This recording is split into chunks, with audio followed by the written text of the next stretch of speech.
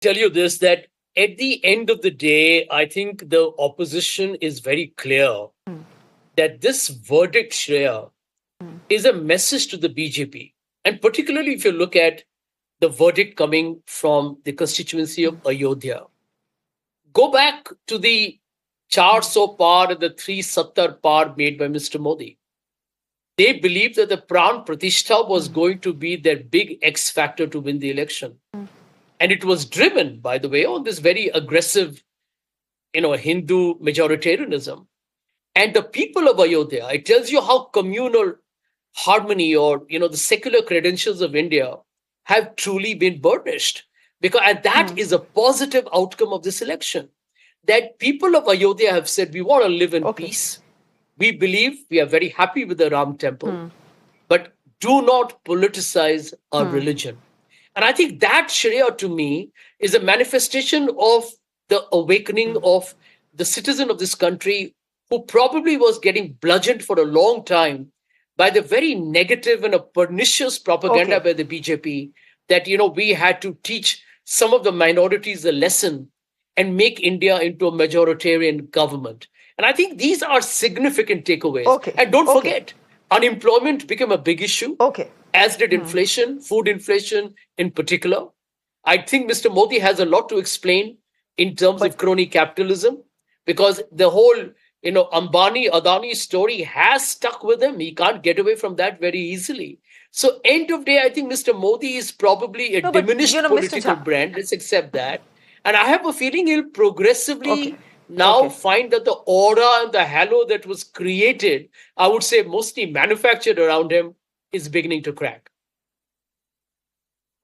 Okay, but to be fair, yesterday Rahul Gandhi came and accused Prime Minister Modi and Amit Shah of orchestrating a big scam at the stock markets. Look at how the stock markets have done today. Perfectly back to normal, touching record highs. Ghanshyam Tiwari, are you with us? If you're through, then I'd want you to respond to what... Okay. I believe that Ghanshyam Tiwari is not through with us. Karan Verma, would you want to come in here? I want your take on what the Prime Minister has said at the NDA alliance meeting today. The Prime Minister, of course, is saying now the opposition cannot say anything about EVMs, that there was an entire ecosystem dissing the EVMs, discrediting them. Now I hear nothing about it. But I want to ask you what you make of the fact that the opposition is calling Prime Minister Modi Ek Tihai Prime Minister, because he will have to share power with the two men we see on our screens, Nitish Kumar and Naidu. Two men who have been known to be fickle allies.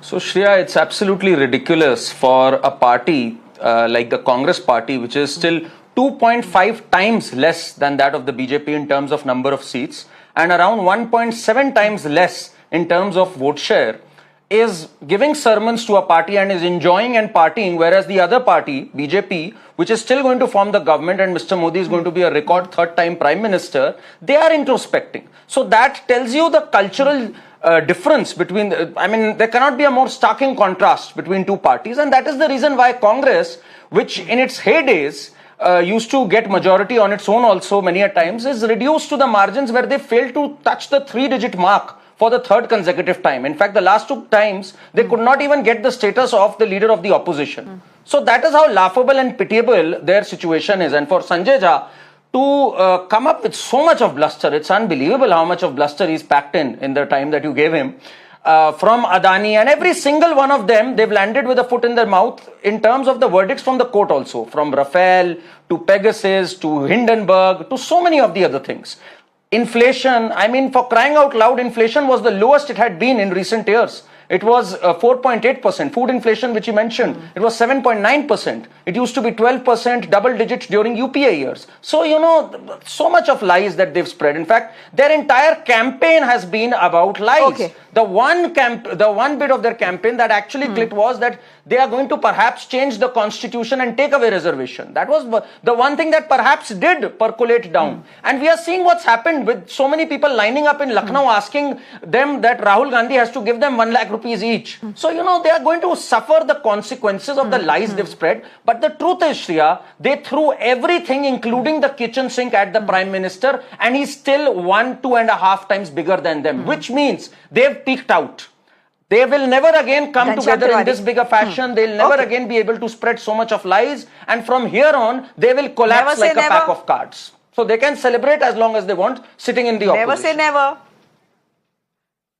Okay. Never say never, Let's because see. never would the BJP have imagined that they would not even get to the majority mark, right?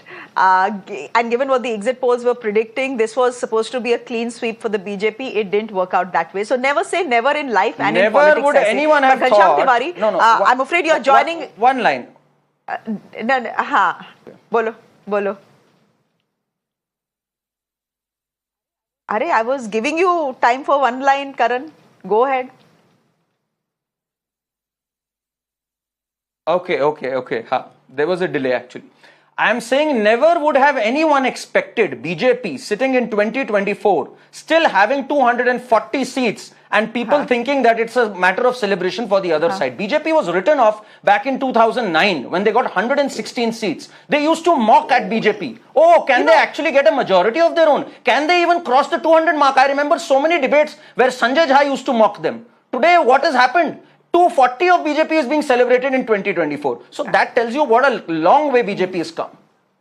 But you know, Karan, whether you like it or not, it is a victory that sounds like a defeat and smells like a defeat.